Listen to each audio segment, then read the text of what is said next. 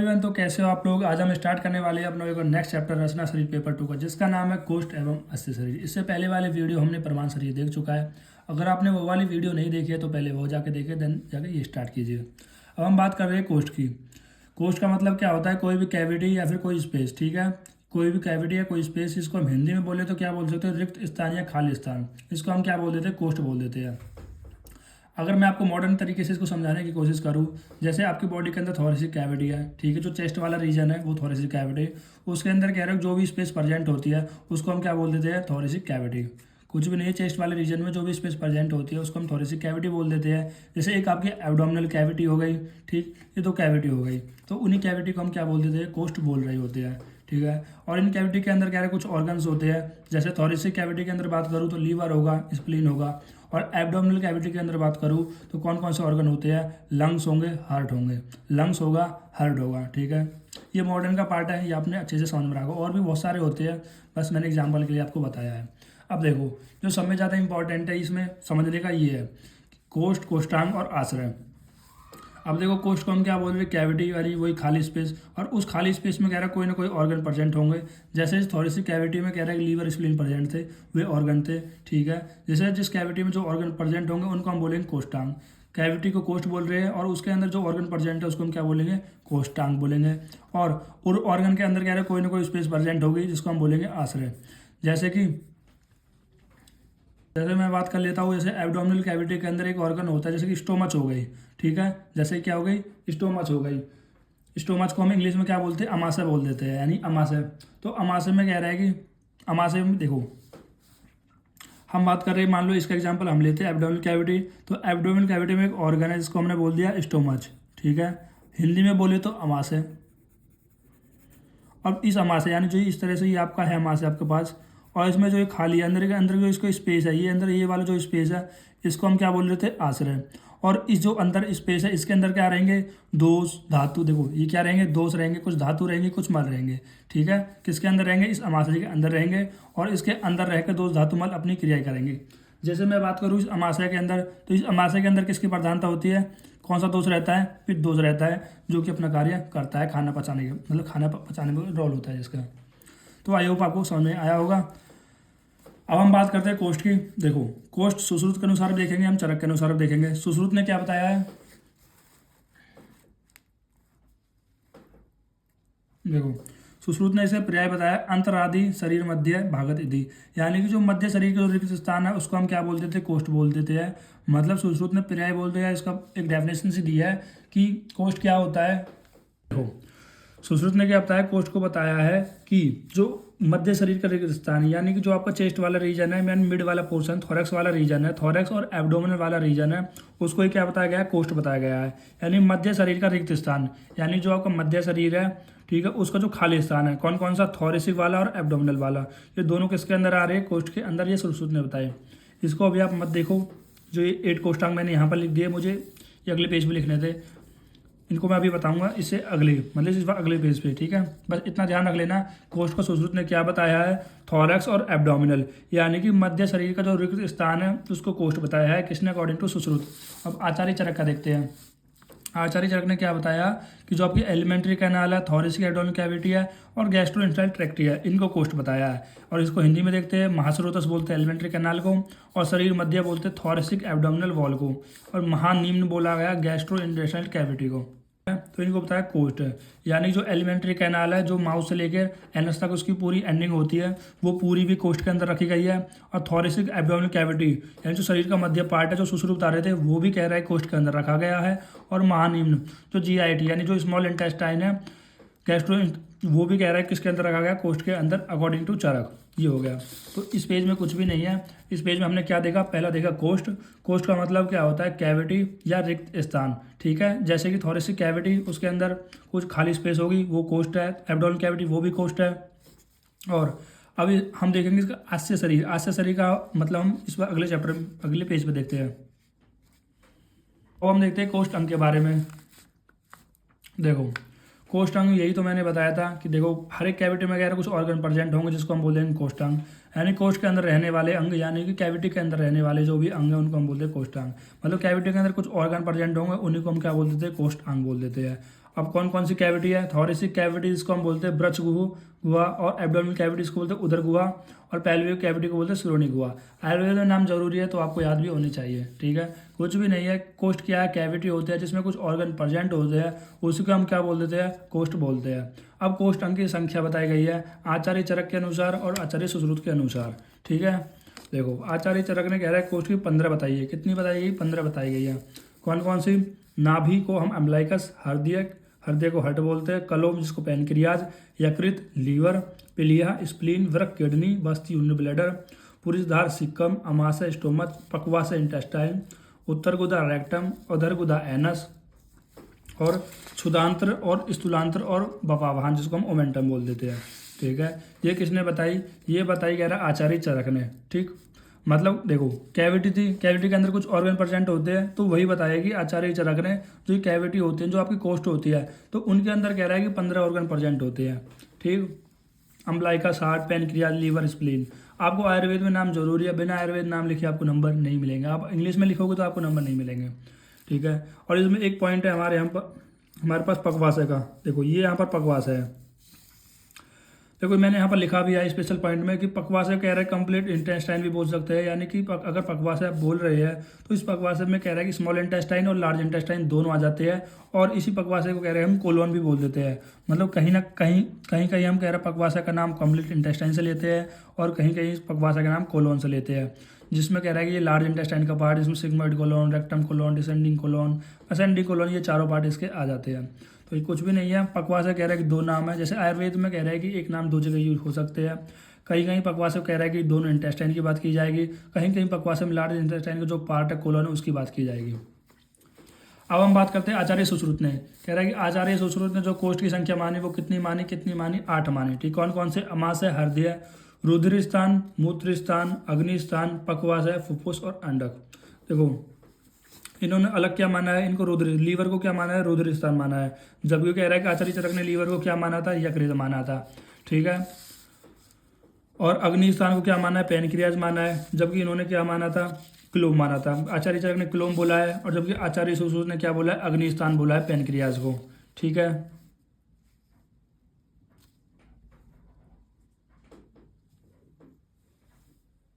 और यहाँ पर इन्होंने अंडुक को सीकम बोला है, और यहाँ पर पूरी धार को वगैरह सीकम बोला आचार्य चरक ने। बस ये कुछ 2-3 डिफरेंस है जिनमें आचार्य सुश्रुत और आचार्य चरक ने कह रहे केवल नामों में थोड़ा डिफरेंस बता दिया गया, और कुछ भी नहीं है। देखो अब हम बात करते हैं कुछ इंपॉर्टेंट पॉइंट की, जिसमें कह रहे हैं कोष्ठ की संख्या अलग अलग आचार्य द्वारा। यहाँ पर कोष्ठ नहीं होगा, ये कोष्ठांग अंग होगा। यानी जो कोष्ठांग की संख्या है, यानी कैविटी के अंदर जो भी ऑर्गन है, ठीक है, उनकी संख्या जो अलग अलग और आचार्य ने अलग अलग मानी है, ठीक। जैसे पहले आते हैं इनमें कह रहा है कि हमारे पास सुश्रुत एंड अष्टांग संग्रह, दोनों ने कह रहा है कि कोष्ठांग की जो संख्या है वो कितनी मानी? 8 मानी। चरक और भेल ने कितनी मानी? 15 मानी। और अष्टांग हृदय में कितनी मानी? 11 मानी। काश्यप ने 13 मानी। आपको 2 याद जरूर करनी है, एक तो ये वाली और एक ये वाली। मतलब इनका नाम नहीं, ये जो पूरे मैंने बताए थे ना अभी, जो हमने नाम बताए थे ना आचार्य चरक के और आचार्य सुश्रुत के, ठीक है, किसने कोष्ठांग संख्या कितनी मानी है, तो वो आपको याद कर लेनी है अच्छे से, ठीक है। अब दूसरा एक और इम्पोर्टेंट पॉइंट है, देखो जब भी आप रचना शरीर पढ़ते हो ना, तो रचना शरीर में जो ज़्यादातर बातें होती है वो किसकी होती है? आचार्य सुश्रुत की होती है। यानी कि जितनी भी आचार्य सुश्रुत ने रचना शरीर में जो भी बातें कही है वो तो आपको याद करनी ही करनी है, और उनकी बात तो ही कोई ज़्यादा मानते हैं, ठीक है। अब हम पढ़ते हैं तीसरा पॉइंट, भागवत ने डिम्ब मतलब ओवैरी को कोष्ठ माना गया है, यानी ओवैरी को भी कह रहे हैं कोष्ठ माना गया है। अगर आपसे एमसीक्यू पूछे जाए कि किस आचार्य ने डिम्ब को कह रहा है कोष्ठ माना है, तो आप बोल सकते हो भागवत ने कह रहा है कि ओवैरी को कोष्ठ माना है। फिर हम बात करते हैं आशय शरीर का। पहले हमने क्या देखा? हमने देखा कह रहा है कोष्ठ, यानी कैविटी को देखा। उस कैविटी के अंदर कुछ ऑर्गन होते हैं जिसको हमने कोष्ठांग बोल दिया, ठीक। और उस कोष्ठांग उन ऑर्गन के अंदर कह रहे हैं कुछ स्पेस प्रेजेंट होती है। जैसे कह रहा है कि हमारा अमाशय हो गया, तो अमाशय के अंदर कह रहा है कि कुछ स्पेस प्रेजेंट होती है, ठीक है। उनके अंदर कह रहा है कोई ना कोई आशय शरीर रहता है, ठीक। मतलब आशय वह स्थान है, ठीक है, जहाँ दोष धातु मल आशय लेकर रहते हैं और अपने क्रिया करते हैं। मतलब आशय कुछ भी नहीं है, स्पेस इनसाइड ऑर्गन के अंदर, मतलब किसी भी ऑर्गन के अंदर रहने वाला स्पेस को हम आशय बोल देते हैं। और उस आशय में कह रहा है जो दोष है, धातु है, मल है, ठीक है, आशय लेकर रहते हैं और अपनी क्रिया करते हैं। जैसे मैंने अभी एग्जांपल बताया कि जैसे अमाशय के अंदर कौन सा दोष रहता है? पित्त दोष रहता है, जो कि अपनी क्रिया करता है। उसकी क्रिया क्या होती है? खाने को पचाने की। अब हम बात करते थे आशय शरीर की। तो आश्चर्य शरीर की जो संख्या है सुश्रुत और आचार्य चरक के द्वारा कितनी मानी गई है? 8 मानी गई है। ठीक है, देखो मैं जनरली जो नाम ले लेता हूँ सुश्रुत बोल देता हूँ, चरक बोल देता हूँ, पर आपको ऐसे नहीं बोलना, आपको बोलना आचार्य चरक और आचार्य सुश्रुत। ठीक है, मैं फ्लो में बोल देता हूँ। तो आचार्य सुश्रुत ने, आचार्य चरक ने कितनी आश्चर्य की संख्या मानी है? 8 मानी गई है। ठीक, 7 पुरुष में मानी गई है और स्त्री में 8 मानी गई है। ठीक है, तो किस तरह से देखो, जनरली 7 ही होती है, लेकिन कह रहे हैं पुरुष में 7 और स्त्री में 8। और पुरुष में 7 कौन कौन सी? वाताशय को हम लंग्स बोलते हैं, पित्त है गॉल ब्लैडर में, श्लेष्मस है जिसको थोरैक्स में, और रक्त से लंग्स, लीवर और स्प्लीन में, अमाशय यानी स्टोमच में, मूत्र से यूरिनरी ब्लैडर में, पकवास है इंटेस्टाइन में। ये बताई गई है आश्चर्य शरीर, यानी कि पुरुष आचार्य सुश्रुत के अनुसार जो आश्चर्य शरीर की पुरुष में संख्या कितनी बताई है? 7 बताई गई है। इंग्लिश में देख तो lungs, gall bladder, thorax, liver, stomach, urinary bladder, intestine. ठीक, अब स्त्री में क्या होता है? स्त्री में कह रहा है कि एक एक्स्ट्रा होती है जो कि गर्भाशय है। ठीक है, जो क्या होती है? गर्भाशय होती है, जिसको हम यूटेरस बोल देते हैं। ठीक, भागवत ने भी कह रहा है सेम आचार्य चरक और सुश्रुत के अनुसार ही बताया है, कोई ज़्यादा डिफरेंस नहीं है। जो सारंगधार ने बताया है कि वो 10 बताई थी, मेल में 7 बताई थी, फीमेल में 10 बताई थी, जो आश्चर्य शरीर है यानी जो खाली स्पेस है। 3 एक्स्ट्रा उन्होंने बता दिया, एक तो गर्भाशय हो गया, 2 एक्स्ट्रा कौन से? कह रहा है स्तन में भी कह रहा है उन्होंने आश्चर्य शरीर को बताया है, यानी खाली स्तन प्रेजेंट बताया है। ठीक, ये हो गई कह रहा है कि आश्चर्य शरीर की संख्या। तो हम बात करते हैं एक्सप्लेनेशन ऑफ आश्चर्य। ठीक है, आश्चर्य के हम बारे में बात करते हैं। जैसे वात्स्य हो गया, वात्स्य कह रहा है कि लंग्स की बात कर रहे हैं, मतलब वात्स्य का जो कह रहा है विशेष स्थान है वो कहाँ पर होता है? पक्वाशय में होता है, फुफ्फुस में होता है। पक्वाशय मतलब इंटेस्टाइन की बात कर रहा है। ठीक, और फुफ्फुस मतलब लंग्स की बात कर रहा है। पक्वाशय कह रहा है मेन विशेष स्थान होता है वात्स्य का। ठीक, और फुफ्फुस में कह रहा है कि मेन उदान वायु होती है। हमारे पास 5 वायु होती है ना, प्राण वायु, उदान वायु, समान वायु, ये वायु होती है ना 5, तो उनके अंदर स्पेशली कह रहा है उदान वायु फुफ्फुस के अंदर स्पेशली प्रेजेंट रहती है। बस अभी आपको एमसीक्यू के लिए इतना याद कर लेना है, डिटेल में इसको नहीं जाना है। तो क्या समझ में आया? देखो ये कुछ भी नहीं है, ये आश्चर्य है। आश्चर्य का मतलब मैंने क्या बताया? किसी भी ऑर्गन के अंदर जो स्पेस प्रेजेंट होता है उसको हम क्या बोल देते हैं? आश्चर्य बोल देते हैं। जैसे वात्स्य हो गया, वात्स्य को हमने किससे कंपेयर किया? लंग्स से कंपेयर किया। ठीक है, वैसे तो जो वात होता है वो हर जगह होता है, यहाँ पर वात्स्य का मतलब आप लंग्स पंग से कुछ कंफ्यूज मत होना। वात्स्य का मतलब आप ये समझो कि ये वात की बात कर रहे हैं, एंड जो वात है वो बॉडी में हर जगह होता है, लेकिन स्पेशली कह रहा है जो इसका विशेष स्थान कहाँ पर बताया गया है? पक्वाशय में बताया गया है और फुफ्फुस में बताया गया है। ठीक है, और इन दोनों में से सबसे ज़्यादा किस में होता है? पक्वाशय में होता है, यानी कि आपके इंटेस्टाइन में वात बताया गया है। अब हम बात कर रहे हैं पित्तशय की। पित्तशय यानी जो पित्तशय है वो किसके अंदर होता है, यानी किस ऑर्गन के अंदर प्रेजेंट होता है? जो विशेष स्थान बताया गया है इसका अमाशय में बताया गया है, यानी कि स्टोमच में स्पेशली क्या प्रेजेंट होता है? पित्त प्रेजेंट होता है, यानी पित्त का विशेष स्थान होता है। फिर हम बात करते हैं श्लेष्मास की, या इसको कफशय बोलते हैं, और कफ का जो विशेष स्थान है वो थोरैक्स या उर्वी बोल सकते हैं, इनमें प्रेजेंट होता है। फिर हम बात करते हैं रक्तशय की। रक्तशय का जो विशेष स्थान है वो कहाँ पर बताया गया है? यकृत और प्लीहा में बताया गया है। ठीक है भाई, रक्तशय मतलब कह रहा है कि वो ब्लड की बात कर रहा है, और ब्लड जनरली कहाँ से बनता है? यकृत यानी लीवर बनाता है और स्प्लीन बनाता है। फिर हम बात कर रहे हैं अमाशय की, यानी कि स्टोमच की बात कर रहे हैं, यानी स्टोमच का क्या स्थान कहाँ पर होता है? नाभि और स्तनों के बीच में। खुद महसूस करके देखो, जो आपकी स्टोमच है वो आपकी स्तनों से नीचे और नाभि से ऊपर। ठीक है, तो इन दोनों के बीच में होता है। ठीक, स्थान की बात बताई कर रही है। फिर आता है पक्वाशय। पक्वाशय में क्या होता है? ये डाइजेशन करता है हमारे जितना भी फूड का।